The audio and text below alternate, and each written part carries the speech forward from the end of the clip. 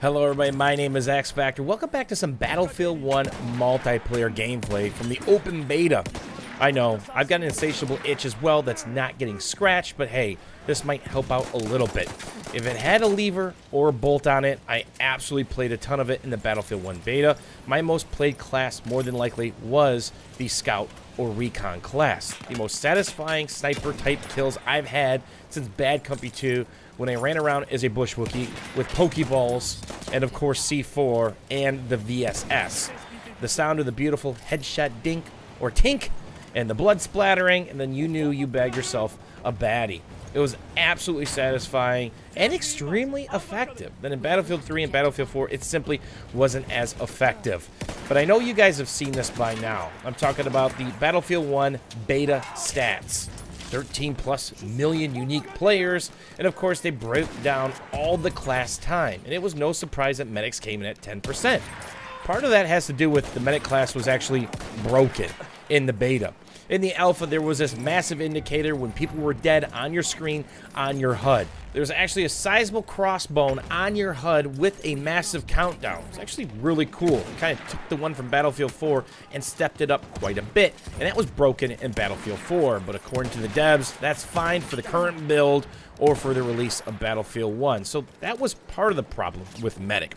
The other part of the problem with Medic is a lot of people were new to the game. They simply hadn't played BF4 or hadn't played BF3 or Bad Company 2 or hadn't played in a long time. You saw that with multiple classes. For the sniper class, you would see snipers running around and not using your flare. Your biggest asset as a sniper is to get that flare out. A lot of people still ask, well, what's that little shiny gun that you have? It's a flare. It puts everybody on the minimap, whether they're moving, prone, crawling, running around, standing still. It does not matter.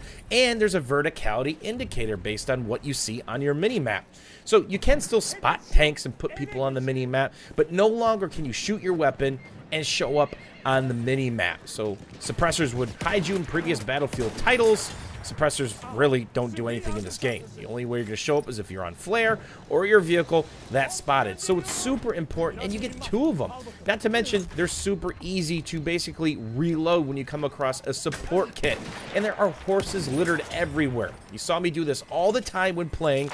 Jump on a horse, hit 3 and 4, drop the health pack, drop the support bag, the miniature support bag, and you instantly have ammo and another flare. It's really, really, really helpful because, again, it's not just for you, but it's for your teammates. Because the last thing you want to do is get flanked, and it's absolutely impossible to watch all the angles.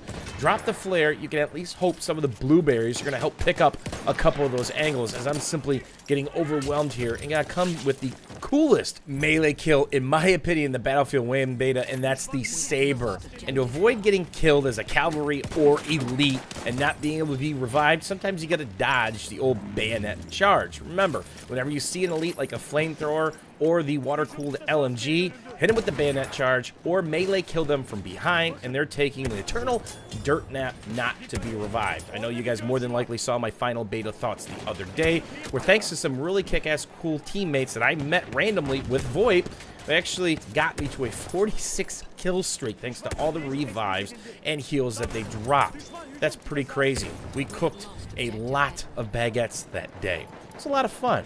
So another thing that compounds the issue with the medic, as you see me bust out another flare and more red dots showing up, is the fact that Conquest has changed.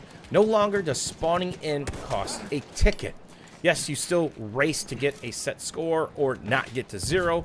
For now, it's 300, as I actually cooked one of the elites with my flare gun. Another reason to use it. It's hilarious when you kill people or they start screaming and they're burning alive. Is that Conquest is different. When you spawn in, it doesn't cost a ticket.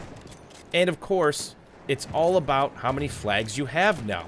Because in previous Battlefield titles, it was all about the majority of the flags. Didn't matter if you had 3 or if you had 5. If you had the majority of the flags, the opposite team was on a ticket bleed, and it allowed for massive comebacks. 70 to 110 ticket bleed swings would not be that uncommon of a thing. Again, as long as your team had the majority of the flags. But now, if you have 1 flag, you're getting points. If you got 2, you're getting even more. 3, even more. It's a scaling ratio, so it's really hard to make these massive comebacks or simply lock teams out. Didn't see too many comebacks. Used to see a lot more in BF3 Battlefield 4, but at least they took the timer off. Now the train actually works as a mechanic, and some of those comebacks can happen because the train actually could do some crazy damage, swinging to 3 of the flags, capping, and of course burning them as well. So you listen for the audio callouts. Maybe you throw a flare on your backside because that's not the side you want to watch. Another way to use your motion sensor in BF4 or BF3, or your flare in BF1. If there's only a couple people, flare your weak side. Maybe flare their spawn side. Spawn system is kind of set in Battlefield 1. It's super simplistic. I might cover that in a future video, but I'm hoping they tweak it between now and launch because it's highly predictable. Depending on what flag you're at, you basically can look in a specific direction and know exactly where they're going to spawn. Random a bit, but not as much as it should be compared to previous Battlefield titles. So the next thing that really messes up the medic class is some of the weapons, actually. More than likely, if you're not getting kills, you're not going to want to use that class. And of course, medics are usually up in close quarters. They're not at these medium ranges. Yes, I see it's supposed to be a supportive role now, but it's really hindered up close unless you get a headshot, body shot. While some of the weapons are extremely accurate, there's not a whole lot you can do if there are multiple targets. We did have a lot of luck with several of the medic weapons, but at the end of the day, I'd prefer an all-class, maybe even lever action, or even some sort of full auto. I know there are some full autos that are available in the medic class because there is variable rate of fire on several of the weapons, but it isn't the most effective for where you need to be. You need to be capping and defending flags as quickly as you can, reviving those who are PTFOing alongside of you. And at this point in time, some of those weapons aren't the best for that defined role. Now, reviving somebody in the middle of a field is great, but at the end of the day, you want to be on those flags, capping and defending. And if you're strung out on a long push, think about it. How many times have you seen people push C and it took forever? What happened during that time? How many flags did you win? Did you lose? So it's all about simply dying sometimes and getting closer to the flag. So that's another problem that kind of messed up with the medic class and probably that 10% usage rate. But at the end of the day, for me, it was all about sniping. It's a good supportive class with the flare, and there isn't any situation that it can't handle. There's a sniper rifle for every single situation, thanks to the sweet spot mechanic. You can one-shot people at various ranges depending on what sniper rifle you have. And the lever action is quite dirty up at close range, thanks to the increased velocity and less drop-off. Basically, all the sniper rifles are viable, no matter what point in the unlocked tree you're at or which ones you have unlocked. You guys know I use the Lee Enfield the most because I got used to its lead and its drop. Wasn't the best at long range, but a headshot is a headshot. Doesn't matter. Unless, of course, it's an elite, then it's going to take multiple headshots and body shots, and more than likely, you should bait them into some sort of bayonet charge or melee kill from behind, which you saw me do a ton of times.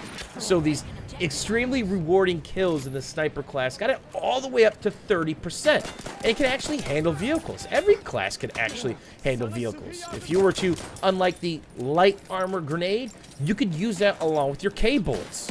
If you hit a Jeep with a K-bullet, it's up to 25 damage on the side, followed up with the light armor grenade. Now you're near 50. And that allows for anybody else to pile on. But it's most important to know that the role of the sniper on armor is not dump a bunch of damage. It's to keep the armor from repairing, because sometimes a K bullet only hits for 4 to 7 damage. But it cancels out the repair cycle of a tank. Now, if it's a howitzer, it has a lightning repair, sub 70 health, it gives it 30 health. So basically they have 130 health if you come against a howitzer, but you didn't see too many on this map because it's way too open. And of course the howitzers are beasts up close. They could take out heavy tanks and land ships with ease because of the massive damage they did. There's a ton of drop on it, so it didn't make it the best tank for these open areas. So with that being said, any tank that is standing still potentially could be repairing. So what do? The repair cycle is about 5 seconds. You wait to that 3rd or 4th second. You hit them with the K-bullet. Then they might start moving around, and they might start repairing again. You wait a couple seconds. You hit them again. You chain that damage. Meanwhile, hopefully, you've got buddies, squad mates spawning on you, or you have people actually spawning in on the flag. But another thing that complicated things a bit, which I actually enjoy, is to cap and defend flags. It actually takes a lot longer. They actually slowed down. Now, they did change the ratio at which it does increase. As you see A being capped extremely quickly now, it scales up to 3 people. If you have 3 more players than the enemy team, that thing is going to fly. It used to be if you had 1 or 2 more players, it'd be at a quickened pace. But now it scales up to 3. But without that big ratio swing, it's really, really slow. If there's just a 1-player advantage, it is ridiculously slow. So you have to have survivability, which a sniper class brings. And I can't tell you how many times we slow capped after having a 3 or 4 minute epic fight on a flag, thanks to the use of the flares and of course the added survivability, because there isn't a bad range for these snipers in Battlefield 1, unlike the rest of the classes, which were very limited to their defined roles. Do you think that contributed to Assault being played 30%, Sniper or Scout being played 28%, and everything being played much, much less? What would you like to see changed or tweaked before Battlefield 1 releases, or what would make you play some of the other classes a little more? Remember, a lot of it's situational. If there's tanks, I'd spawn in Assault. If there isn't tanks, I'd simply spawn in with a bolt or lever action. As always, guys, thanks for watching, thanks for hanging out, and we'll see you soon.